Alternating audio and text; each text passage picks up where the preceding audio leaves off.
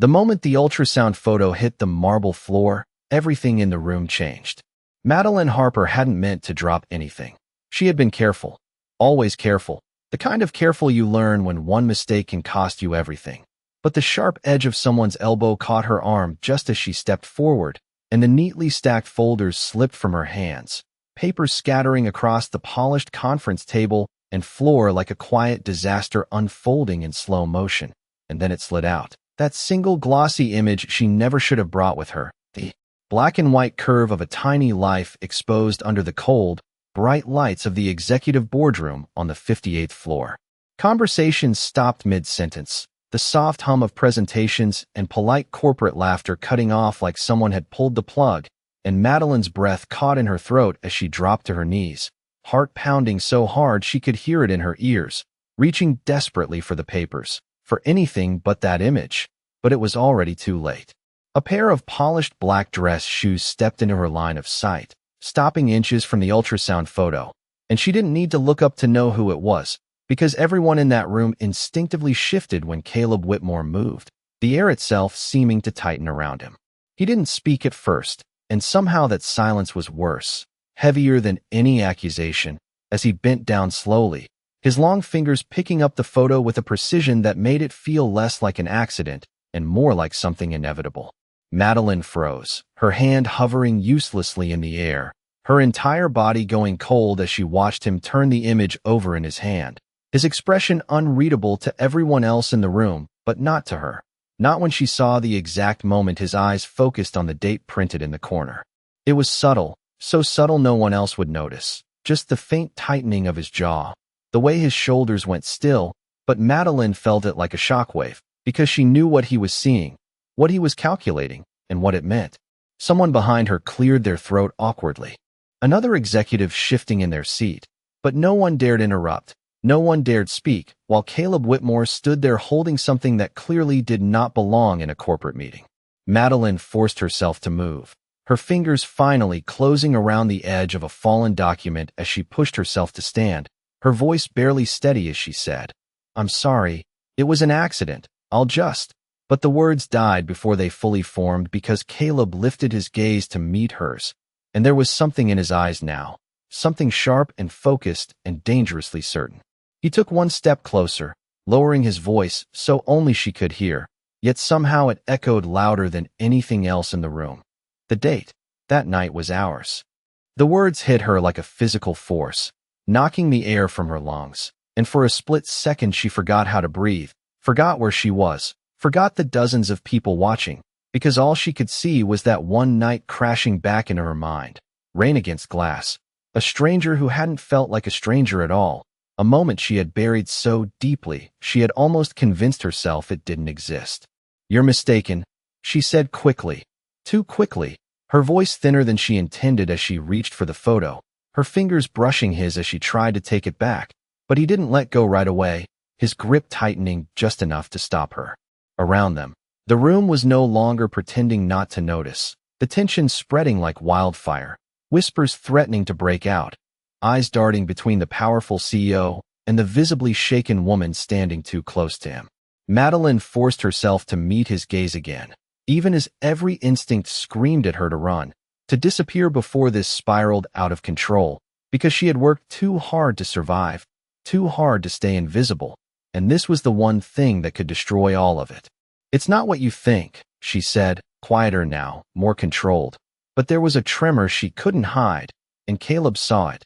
She knew he did, because his expression shifted again, not softer, not exactly, but more intent, more dangerous in a way that had nothing to do with anger and everything to do with certainty. He finally released the photo, letting her take it, but his eyes never left her face, as if memorizing every reaction, every flicker of fear she couldn't quite conceal. Somewhere at the far end of the table, a senior manager let out a forced cough, attempting to bring the meeting back on track, mumbling something about schedules and projections, but the illusion of normalcy was already shattered, and everyone knew it.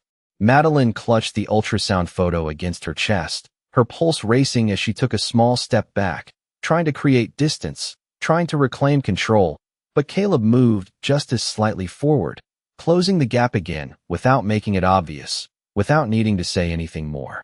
Because he didn't have to. Not when the truth was already written in black and white, in a date that couldn't be explained away, in a moment neither of them could undo. And for the first time since she had walked into that room, Madeline realized with a sinking certainty that this wasn't over, not even close. No one moved until Caleb Whitmore finally straightened to his full height. The faint crease still etched between his brows, as if his mind refused to let go of the calculation he had just made. And when he spoke again, his voice carried across the room with quiet authority that demanded obedience without needing to raise volume. "This meeting is over," he said, not as a suggestion, but as a decision already made. And within seconds chairs shifted, laptops snapped shut, and executives who had just moments ago commanded entire departments suddenly found urgent reasons to leave without asking questions, though their glances lingered, sharp and curious, burning into Madeline's skin as they filed out one by one until the massive glass doors sealed with a soft click, leaving behind a silence that felt heavier than before. Madeline did not move at first, her fingers tightening around the ultrasound image as if it were the only thing anchoring her in place. Her mind racing through possibilities, excuses, escape routes, none of which felt strong enough against the man now standing just a few feet away from her, watching her with an intensity that made it impossible to pretend this was a misunderstanding. "You should not have brought that here," Caleb said finally, his tone controlled but edged with something sharper beneath, something that sounded dangerously close to certainty, and Madeline forced herself to lift her chin, even though her pulse was still racing, even though every instinct told her to leave before this went any further. "It was not meant for you," she replied, keeping her voice steady, choosing each word carefully, as if one wrong syllable could unravel everything. And she took a small step toward the table, gathering the rest of her scattered documents, deliberately avoiding his gaze now, because looking at him made it harder to hold the line she had drawn months ago. But Caleb did not let her retreat into silence, not this time. 6 months, he said quietly, more to himself than to her, yet the words landed between them with precision. "Give or take a few weeks," and Madeline's hand stilled mid-motion, her breath catching again as she realized he was not guessing. He was reconstructing, piece by piece, until the truth formed whether she confirmed it or not. "You are making assumptions," she said, sharper now, because she had to stop this, had to shut it down before he reached the conclusion she had spent months avoiding.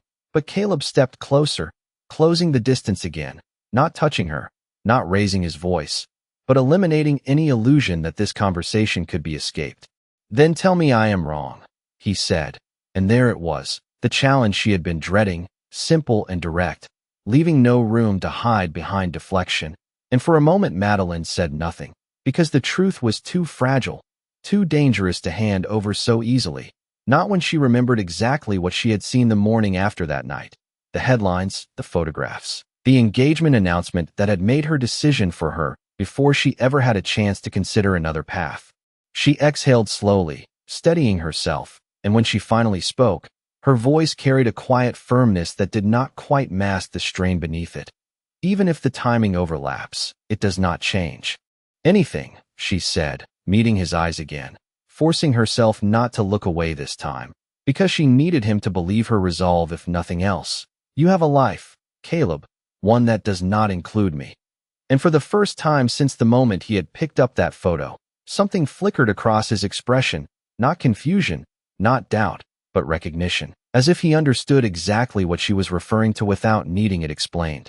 "You mean the engagement," he said, and Madeline's silence was answer enough. The memory of that morning flashing through her mind again, the image of him standing beside a woman in a diamond ring that had made everything else feel impossible, and Caleb let out a quiet breath, running a hand through his hair, as if recalibrating something internally.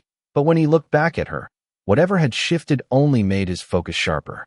"That ended," he said simply, and the words landed heavier than they should have, because they changed the equation in a way Madeline had not prepared for, in a way that made everything more complicated instead of less.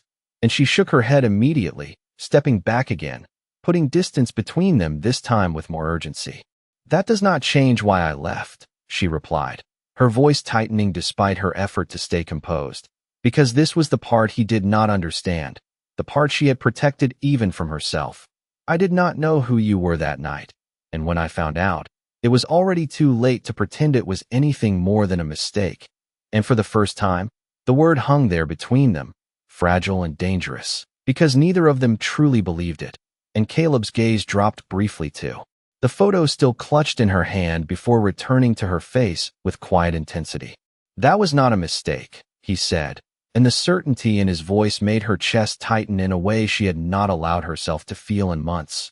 But before she could respond, before she could rebuild the wall she needed to keep standing, her phone vibrated sharply in her hand, the sudden sound cutting through the tension, and when she glanced down at the screen, the color drained from her face. Almost instantly, because the caller ID read Mercy General Hospital, and something deep in her chest twisted with a fear she could not ignore, a fear that had nothing to do with Caleb Whitmore and everything to do with the life she was trying so hard to protect. The vibration of Madeline's phone seemed louder than it should have been, sharp and insistent in the quiet room, and for a second she hesitated, her fingers hovering over the screen as if answering it would make everything real in a way she was not ready for. But the name Mercy General Hospital flashing across the display left her no choice, and she turned slightly away from Caleb, pressing accept with a breath she did not realize she was holding. "Hello," she said, her voice controlled but tight, and whatever response came through the other end made her shoulders stiffen almost instantly, her free hand gripping the edge of the conference table as she listened, her expression shifting from guarded to pale in a matter of seconds. "I understand," she said quickly, cutting in as if afraid of hearing more. "No, I did not cancel that appointment. I would never cancel that appointment."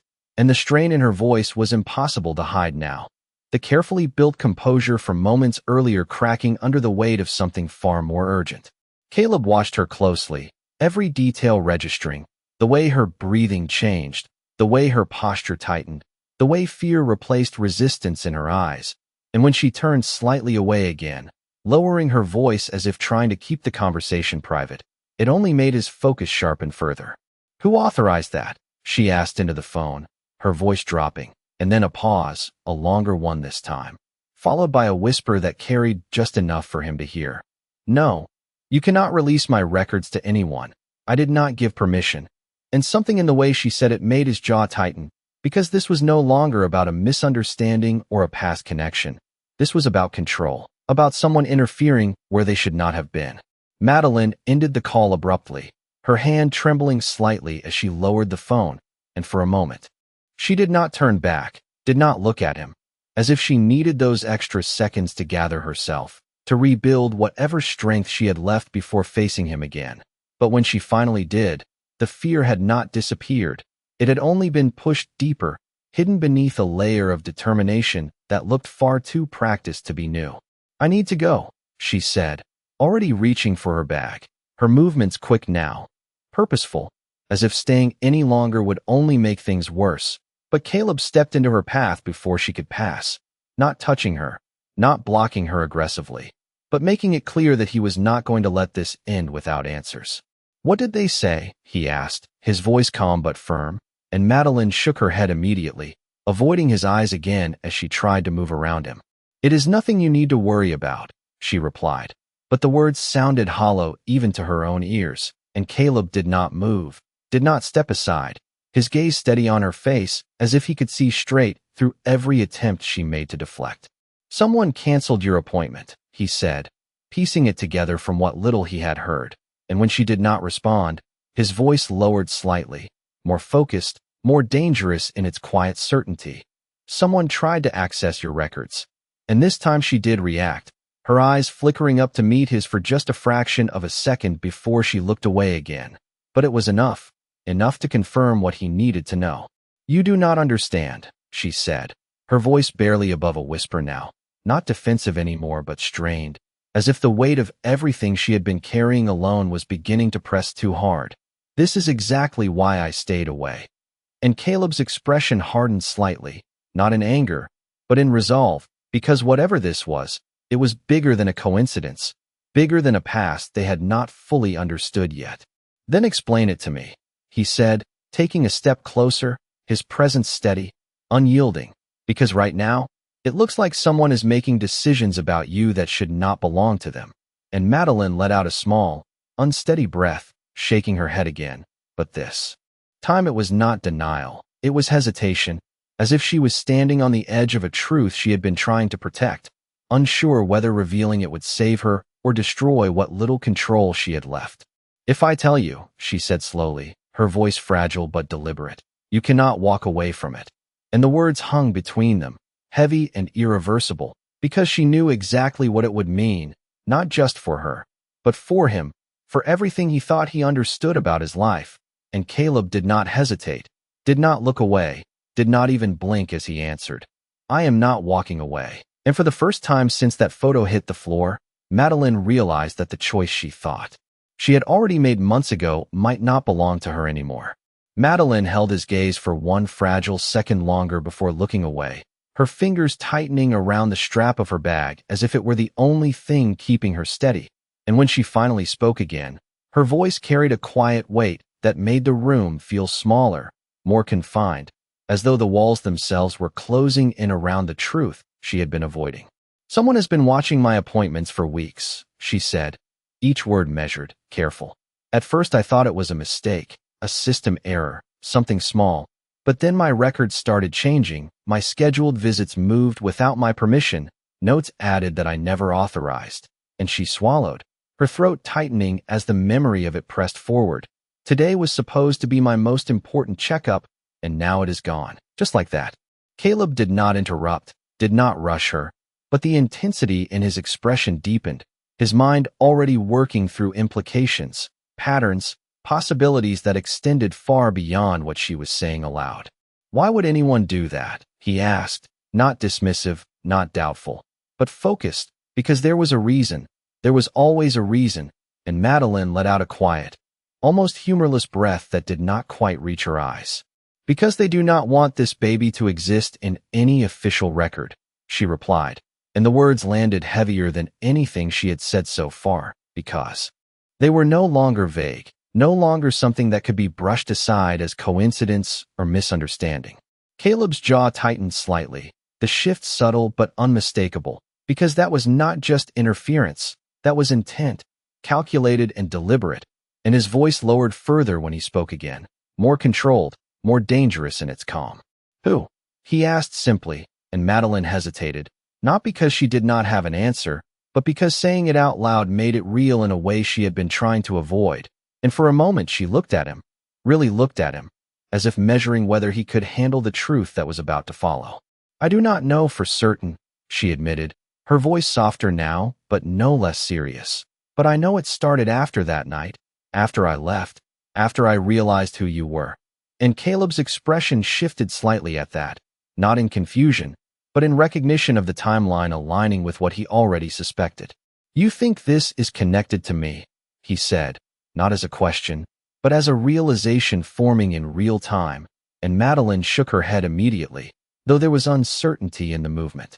"Not you," she corrected quickly, "but your world, your connections, your life." And she gestured vaguely, as if trying to encompass everything that came with his name, his position, his influence. "People like you do not move through life without leaving shadows behind." The words lingered between them, and for the first time, Caleb did not respond immediately, because she was not entirely wrong. Power did not exist without consequence, without unseen variables that most people never had to consider, but that did not mean he would accept this situation as something beyond control. "Then you should have come to me," he said finally, his tone firm, not accusatory, but resolute, and Madeline let out a quiet, disbelieving breath, shaking her head again as she took a step back. "I could not," she said, and this time there was no hesitation, no uncertainty, only truth.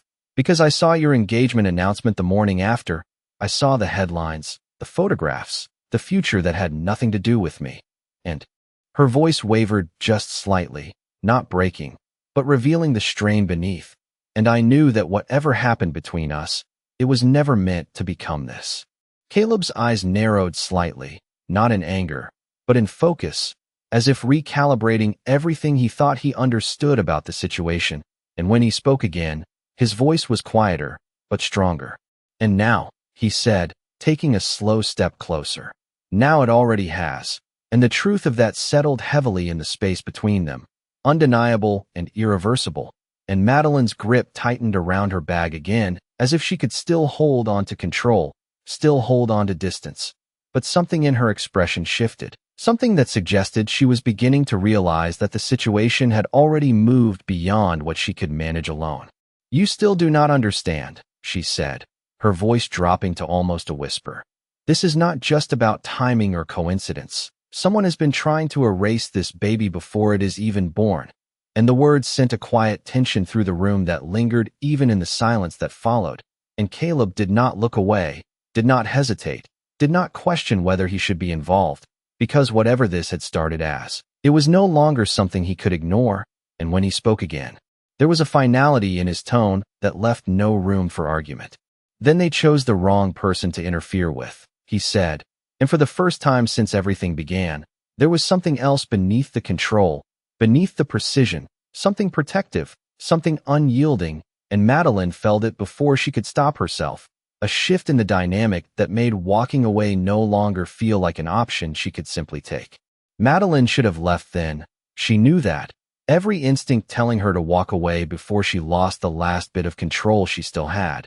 But Caleb's words did not feel like empty confidence. They carried weight, certainty, and something far more dangerous, the kind of certainty that came from someone used to fixing problems no one else could touch, and that alone made her hesitate in a way she could not afford. "You cannot fix this with money or influence," she said quietly, trying to regain ground, trying to remind both of them that this situation was not something that could be handled like a business deal. But Caleb did not react the way she expected. He did not dismiss her concern or counter with arrogance. Instead, he studied her for a moment longer, as if measuring the depth of what she was not saying. "This is not about money," he replied, his voice calm, deliberate.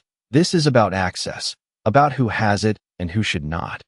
And before she could respond, he reached into his pocket, pulling out his phone with a speed that suggested his mind had already moved several steps ahead, already constructing a response while she was still trying to hold the situation in place. Madeline watched him, uncertainty tightening in her chest as he dialed a number without hesitation, turning slightly away but not enough to block her from hearing, his tone shifting into something colder, more precise, the version of Caleb Whitmore that controlled entire industries without raising his voice. "I need immediate verification on all patient record access logs at Mercy General," he said, his words crisp and direct. "Full audit, last 8 weeks, flagged anomalies prioritized." And he paused briefly, listening, before adding, "No delays, no summaries, I want raw data." And when he ended the call, he did not look relieved, he looked focused, as if this was only the first step in something much larger. "What are you doing?" Madeline asked, her voice lower now, more cautious, because she could feel the situation shifting in a way she had not planned for, in a way she could not predict, and Caleb turned back to her, his gaze steady, unwavering. "If someone accessed your records, they left a trail," he said simply, "and I intend to find it." And the certainty in his tone sent a ripple of unease through her, because part of her wanted that, wanted someone to step in, to take control, to stop whatever had been happening behind the scenes. But another part of her knew that pulling him deeper into this meant exposing him to something she had tried to keep him away from the very beginning. "You are assuming they made a mistake," she said carefully, her fingers tightening slightly around her bag again. "What if they did not?" And Caleb's expression did not change, not even slightly, as he responded. "Everyone makes a mistake," he said, and there was something final in the way he said it, something that suggested he had built entire strategies on that belief alone. Madeline looked at him for a long moment, searching his face for doubt, for hesitation, for anything that would give her a reason to step back, to walk away while she still could, but she found none. And that was what unsettled her the most, because this was no longer a situation she could control by keeping distance, by staying silent, by pretending it was not connected to him. "If you find something," she said slowly, her voice softer now, less resistant, "you might not like what it leads to." And Caleb took a small step closer, closing the space between them again, not in a way that felt threatening, but in a way that made it clear he was not backing down. "Then I will deal with it," he replied. and the simplicity of the answer made her breath catch, because it was not reckless, it was not impulsive, it was calculated, deliberate, and unwavering. Madeline exhaled slowly, the tension in her shoulders easing just slightly, not because the situation had improved, but because something had shifted inside her, something that recognized she was no longer facing this alone, whether she wanted to or not. My appointment was supposed to be at 2:30 this afternoon, she said finally, offering the information she had been holding back, and now they are telling me there is no record of it ever being scheduled, and Caleb's eyes narrowed slightly at that, the detail locking into place with everything else, forming a pattern that was becoming harder to ignore. Then we are not waiting, he said, his voice firm, already moving toward the door as if the decision had been made the moment she spoke. We are going there now. And Madeline's head lifted in surprise, her pulse quickening again as reality caught up with the speed of his actions. Now, she repeated, uncertain, because this was moving too fast, faster than she had planned for, faster than she could fully process. But Caleb did not slow down, did not hesitate as he reached the glass doors and pushed them open, glancing back at her with a look that left no room for refusal. If someone is rewriting your records, he said, then we make sure they cannot do it while we are standing there. And for a moment Madeline stood frozen, caught between instinct and necessity, between fear and something dangerously close to relief, before finally, she stepped forward, following him out of the room, knowing that whatever came next would change everything. The elevator doors closed with a quiet, decisive click, sealing Madeline and Caleb inside a space that suddenly felt too small for everything that had just been set into motion. And for a few seconds neither of them spoke, the only sound the soft hum of the elevator descending from the 58th floor, each passing number marking how quickly things were moving beyond the point of no return. Madeline stood near the corner, her hand resting lightly against the polished metal wall as if grounding herself, her reflection staring back at her with attention she could no longer hide, and she glanced at Caleb, who stood beside her with an ease that felt almost unsettling given the circumstances, his focus already somewhere ahead, already at the hospital, already several steps into a plan she had not even agreed to. You move fast, she said quietly, breaking the silence, not as a complaint but as an observation, and Caleb's gaze shifted to her briefly, a faint acknowledgement in his expression. Waiting gives people time to hide things, he replied simply, and there was no arrogance in his tone, only experience, the kind that came from dealing with problems that escalated when ignored.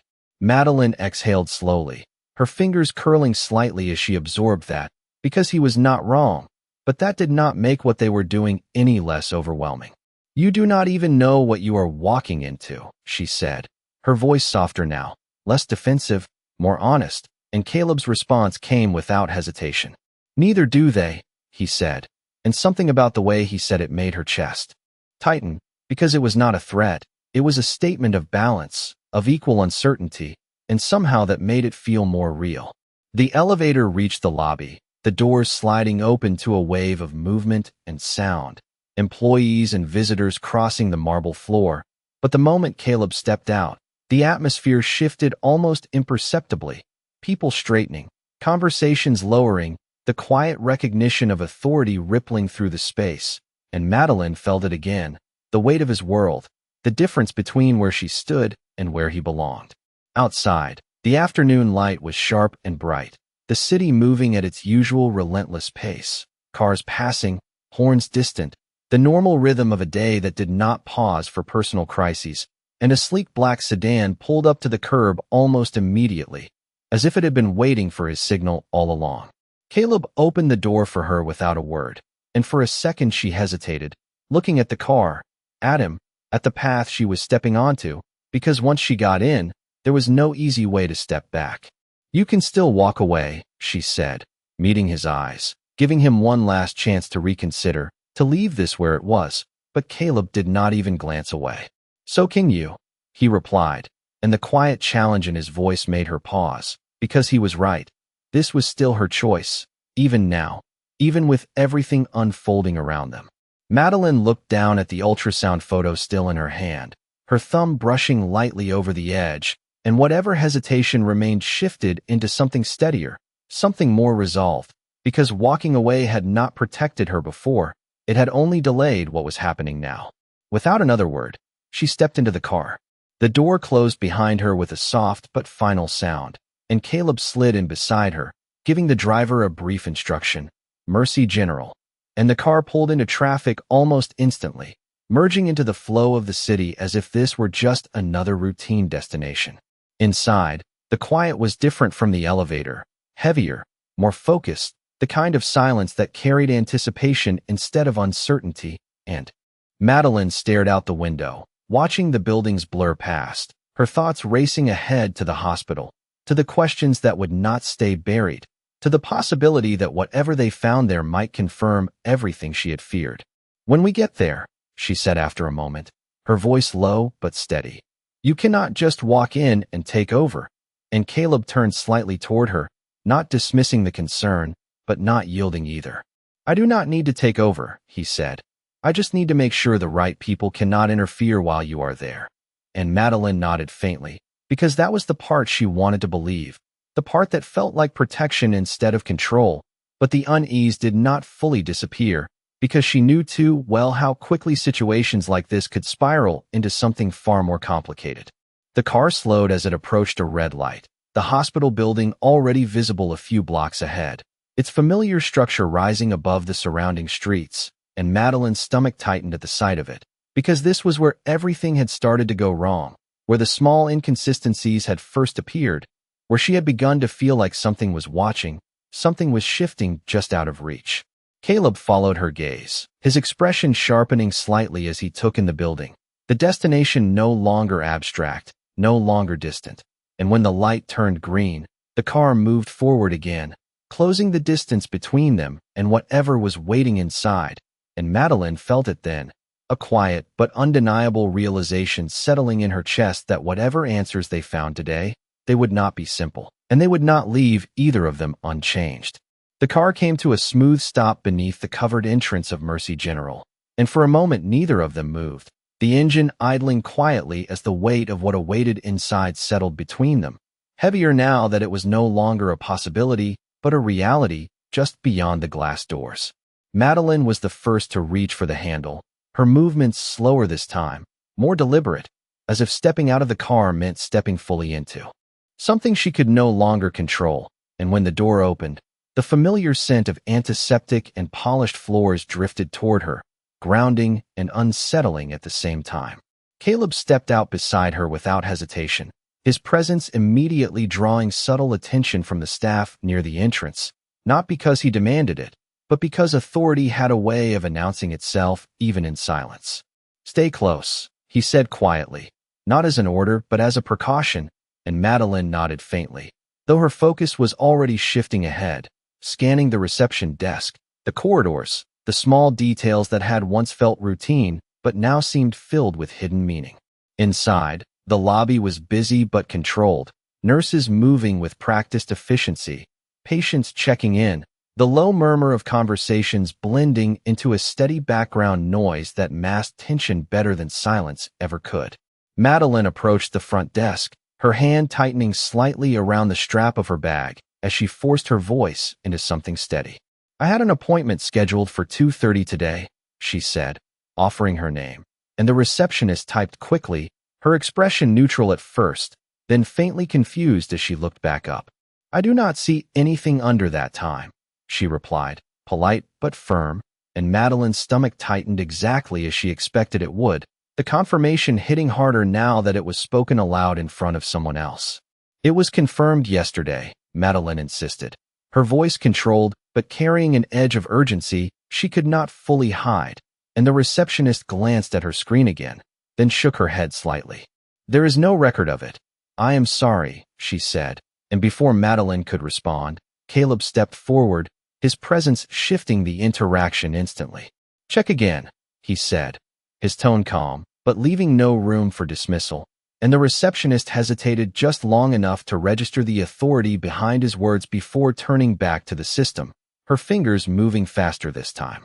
"Perhaps it was under a different department," she murmured, more to herself now, pulling up additional screens, cross-referencing entries, and Madeline watched the subtle change in her demeanor, The way uncertainty replaced routine confidence, because this was no longer a simple absence, it was something that did not align. That is not possible, the receptionist said after a moment, her voice quieter now, almost unsettled.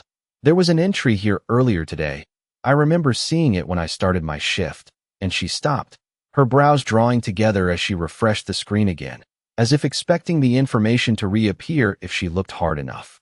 Caleb's gaze sharpened slightly at that, the confirmation of inconsistency locking into place with everything else they had already uncovered.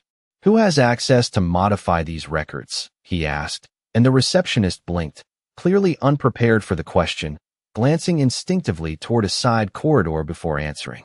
Only authorized staff, doctors, department heads, and administrative supervisors, she said carefully, and Madeline followed her gaze, noticing the direction, the unspoken implication that access was not as limited as it sounded. Can you tell me who accessed my file today? Madeline asked, her voice lower now, more focused, and the receptionist hesitated again, clearly caught between protocol and the pressure of the situation unfolding in front of her. I would need approval to release that information, she said, and Caleb did not raise his voice, did not push aggressively, but the way he looked at her made it clear he was not asking casually.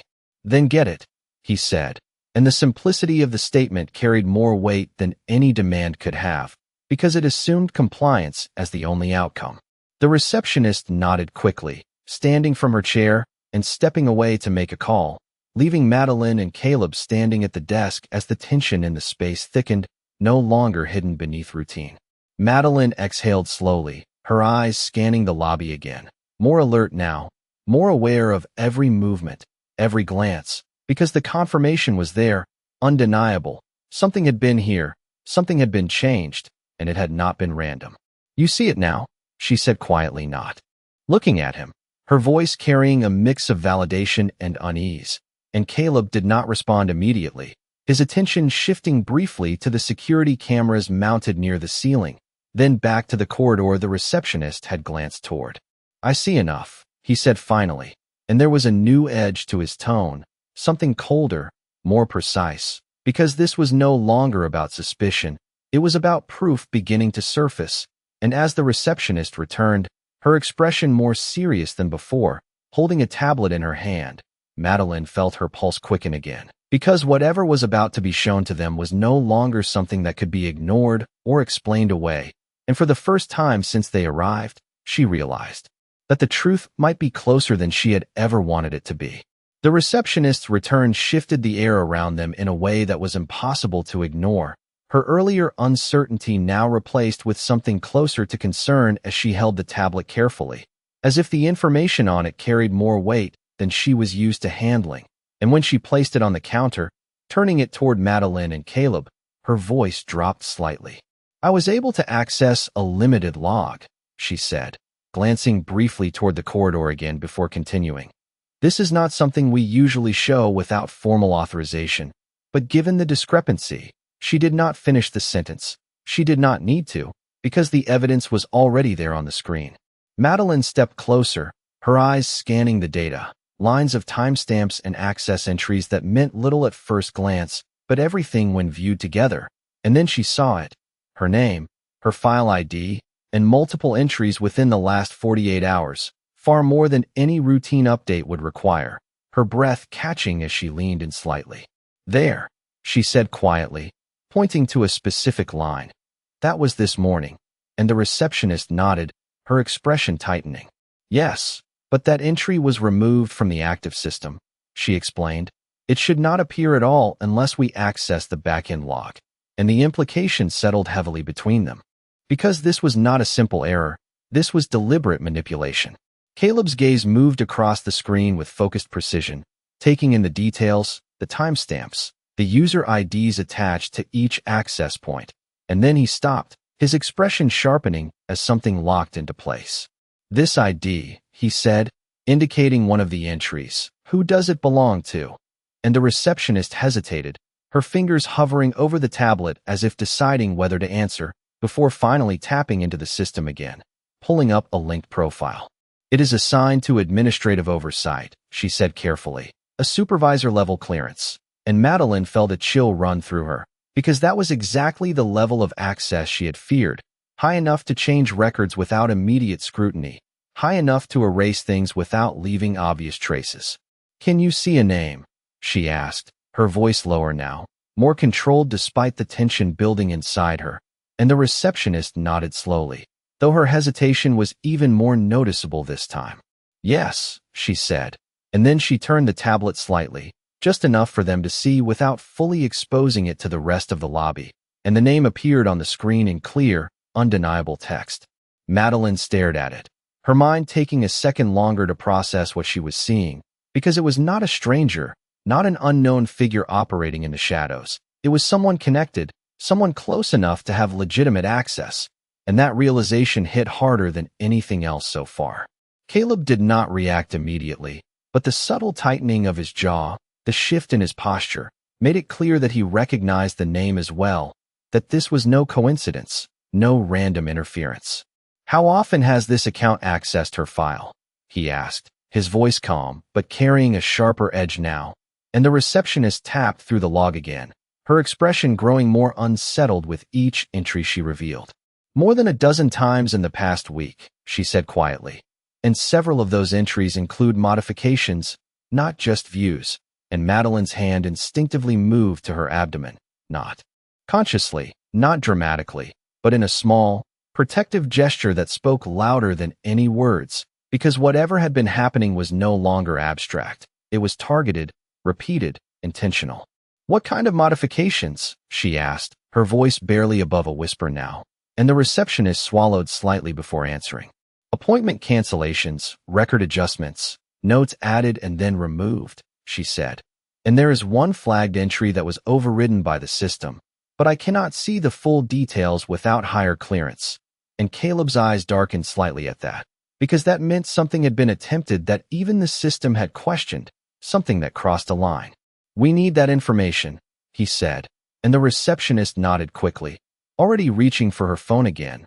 But before she could step away, Madeline spoke, her voice steadier now despite everything.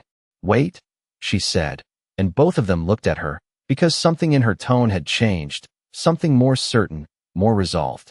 "I know that name," she added, and the words seemed to settle into the space around them with a quiet but undeniable weight, because recognition changed everything. And as she looked at Caleb, meeting his eyes fully for the first time since they had arrived, the truth she had been avoiding finally surfaced. "And if I am right," she said slowly, "then this is not just about my records." And the implication hung there, unfinished but clear, because whatever connection existed between that name and Caleb's world was about to pull them both into something far deeper than either of them had anticipated. The name on the screen did not feel real at first, as if her mind refused to connect it to everything that had just unfolded. But the more Madeline looked at it, the clearer it became, the pattern, the timing, the subtle ways things had gone wrong over the past few weeks. And when she finally spoke again, her voice carried a quiet certainty that had not been there before. "It is her," she said, almost to herself, but Caleb heard it, every word, every shift in her tone, and his gaze did not leave her face as he asked, "Who?" even though something in his expression suggested he already suspected the answer. Madeline exhaled slowly, steadying herself, because saying it out loud meant crossing a line she had been trying to avoid from the very beginning, a line that would pull both of them into something far more complicated than either of them had planned. "Victoria Langford," she said finally, and the name settled into the space between them with a weight that changed everything, because it was not just a name, it was a connection, a history, a piece of Caleb's world that made this situation far more personal than it had any right to be. Caleb's expression did not immediately change, but there was a subtle shift, a tightening in his posture, a stillness that suggested recognition, because Victoria Langford was not a stranger to him. She had been part of his life, part of the engagement that Madeline had seen announced in headlines months ago, part of the future he had once been expected to follow. "That is not possible," he said quietly, not dismissing her, but testing the logic against what he knew, against the version of events he had lived through. But Madeline shook her head immediately, more certain now than she had been at any point since this began. "She works with hospital foundations," she said, her voice steady despite the tension in her chest, Administrative boards, donor oversight, special access programs. I saw her name listed when I first started coming here. And the pieces aligned as she spoke, forming a picture that was no longer fragmented but disturbingly clear. Caleb's jaw tightened slightly at that, because it explained the access, the clearance level, the ability to move through systems without raising immediate alarms, and it explained the timing, why everything had started shifting after that night, after the engagement had been announced, after Madeline had disappeared from his life without explanation. She would not do this without a reason, he said, more to himself than to her. But Madeline let out a quiet, almost disbelieving breath, her eyes meeting his again with a look that carried both understanding and something sharper. Her reason is obvious, she said, and for a moment the words hung there, heavy with implication, before she continued. She was supposed to be your future, and Caleb did not respond immediately, because the truth in that statement was undeniable. Even if the engagement had ended, even if that chapter of his life was no longer active, it did not erase what had been expected, what had been planned. And now, Madeline added, her voice quieter but more intense, there is something that does not fit into that version of your life. And her hand moved again, unconsciously, protectively, and Caleb followed the motion without thinking, his gaze dropping briefly before returning to her face with a focus that was no longer just analytical, no longer just controlled, but something deeper, something more personal. If she is involved, he said slowly, each word measured, then this is not just interference, this is intentional. And the weight of that realization settled between them, because intention meant planning, meant awareness, meant that whatever had been happening was not random and would not simply stop on its own. The receptionist shifted slightly behind the desk, clearly aware that the situation had moved beyond her initial understanding, but unsure how to proceed, her eyes moving between them as if waiting for direction. Madeline drew in a slow breath, her mind racing ahead now, beyond the immediate shock, beyond the fear, into something more focused, more determined, because if this was true, then running had never been the solution, it had only delayed the inevitable. She already tried to erase the appointments, Madeline said, her voice steady now, grounded in the reality of what they had uncovered. What happens if she goes further? And the question did not need to be answered out loud, because both of them understood the implication, the risk, the stakes that had just escalated beyond anything either of them had prepared for. Caleb's expression hardened slightly, not in anger, but in resolve, the kind that did not waver once it had been formed, and when he spoke again, his voice carried a quiet certainty that left no room for doubt. Then we stop her before she can, he said, and for the first time since the moment that photo hit the floor, Madeline felt something shift inside her, not fear, not uncertainty, but a realization that whatever came next, she was no longer facing it alone, and that might be the one thing that changed everything.